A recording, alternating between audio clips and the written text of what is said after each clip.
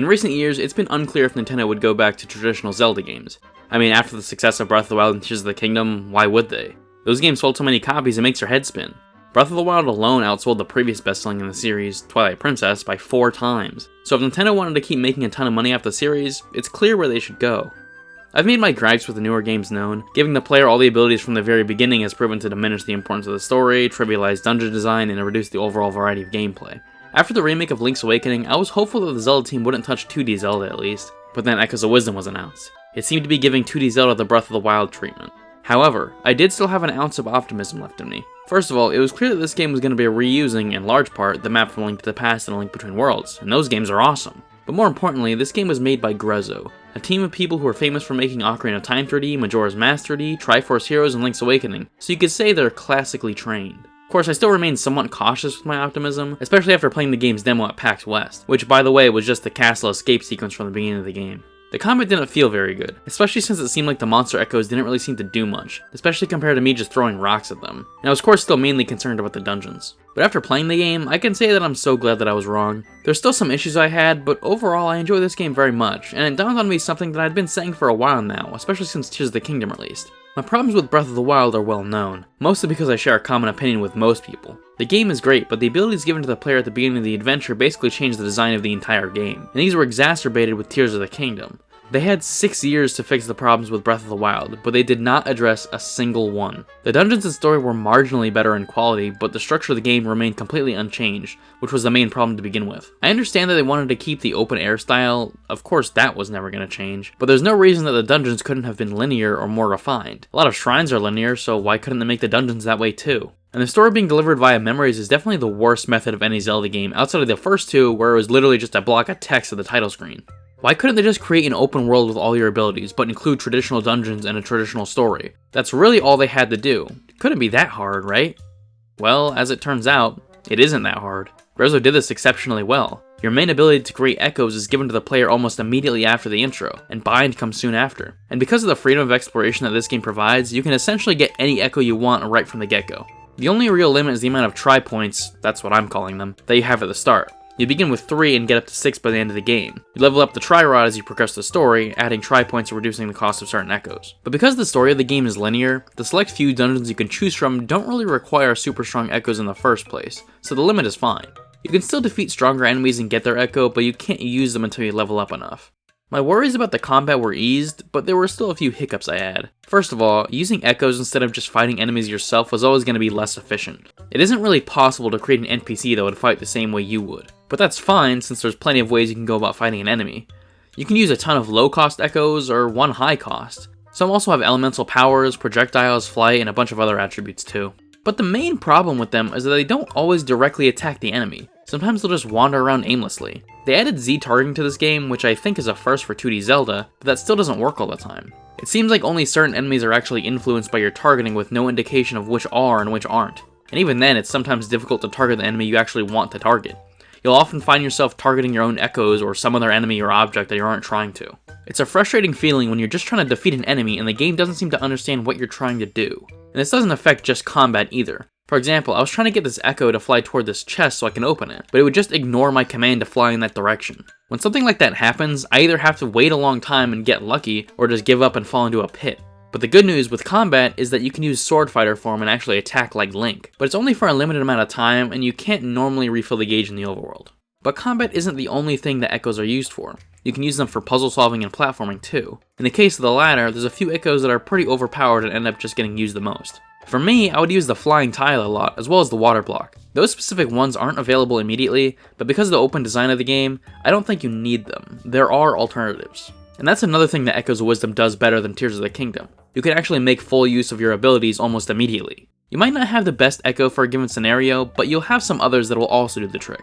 In Tears of the Kingdom, I think most people will agree that the most consequential ability is Ultra Hand. It's useful for moving objects or bringing things closer to you, but the main thing that the game wants you to use it for is to create vehicles that you can pilot around the map. The problem there is that in order to control the vehicles you need a steering stick, and the game doesn't give you one early on. It's dependent on where you go because they're only found in a few locations. In my case, I was already around halfway through the game before I found one. So that whole time, for 50 hours, I was basically missing out on a key mechanic of the game, and by the time I did get a hold of it, I really didn't feel like learning how to build the vehicles. I never had much reason to use Ultra Hand before that point, so I had never gotten used to the controls, and I didn't feel like learning how to get over the clunkiness of it because I was so used to not needing to.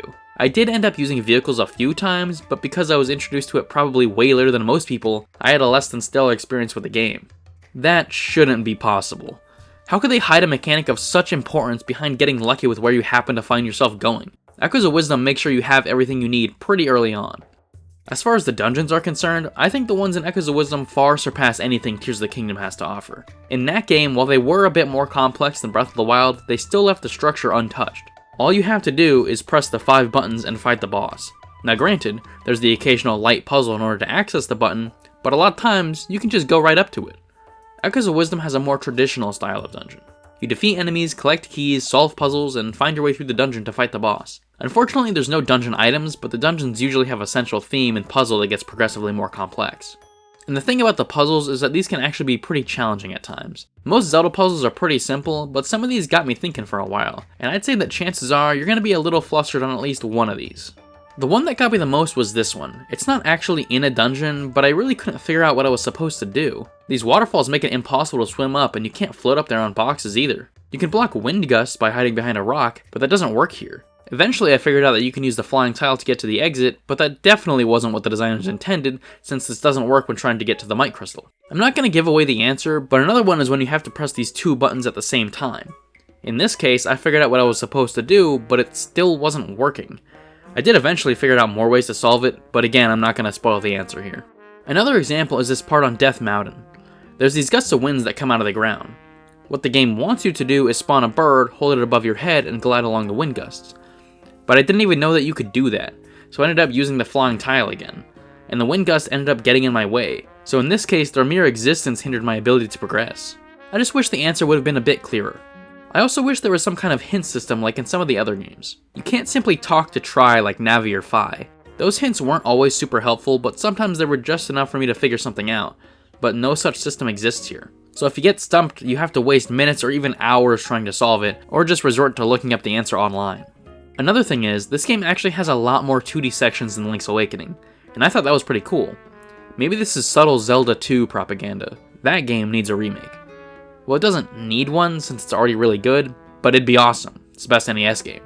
Wait, what was I talking about? Oh right, the dungeons. Yeah, the bosses are actually pretty cool too. There's a couple returning bosses from the other games as well as some new bosses.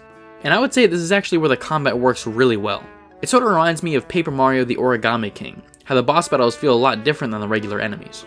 As far as the overworld is concerned, it's about what I expected. The map is based on A Link to the Past, but it's expanded, so I had a good idea of what kind of terrain to expect when going to certain areas, for the most part.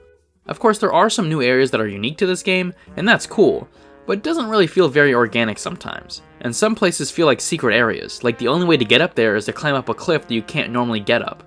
And it's sort of surreal jumping around on the trees and ledges. These kind of places were normally inaccessible in previous games, but because of Zelda's abilities, you're basically not limited at all on where you can go. And the only places you can really build scaffolding is in places where you're supposed to, and it doesn't really matter what you use to get up the ledge or across the gap. I can forgive Breath of the Wild for its shortcomings. It was the first fully open world Zelda game in a long time, and despite Tears of the Kingdom improving on much of what Breath of the Wild did, it felt like a worse experience. The game on its own merits might be better than its predecessor. The dungeons are more complex, the story is more interesting, there's more freedom with your abilities, more places to explore, etc. But it reused the map from Breath of the Wild, as well as a ton of visual and auditory assets, and they didn't really address any of the structural issues the game had with the dungeon's story or gameplay. But the real kicker is that all of that took 6 years to come out. Echoes of Wisdom came out 5 years after Link's Awakening, had a different map, and also made significant changes to how the game itself is played. And not to mention that Grezzo is also the studio that remade Miitopia in 2021, so they even had another game between Zeldas. Yeah, Tears of the Kingdom is a much bigger game, but the fact that Grezzo showed up the Zelda team at all is impressive, and kind of sad. I'm not necessarily saying that Echoes of Wisdom is a better game than Tears of the Kingdom, but I had more fun playing it, though by that metric, then yes, Echoes of Wisdom is better. And I think the Zelda team can learn a thing or two from it. It is possible to make an open world Zelda game with a good story and good dungeons. You don't need to sacrifice one for the other. And I'm also no longer worried about the future of 2D Zelda. If the next one can be just as well designed as this, while also having Link's combat abilities, then you'll really have something special on your hands. Not to diss on this game. Let me know what you think about Echoes of Wisdom in the comments below, and if you'll please give this video a like and consider subscribing. It helps out a lot. I'm currently going for 1,000 subscribers, and I'd love to have you on board. I plan on making more videos like this, so stay tuned for that. Thank you everyone for watching, and have a good one.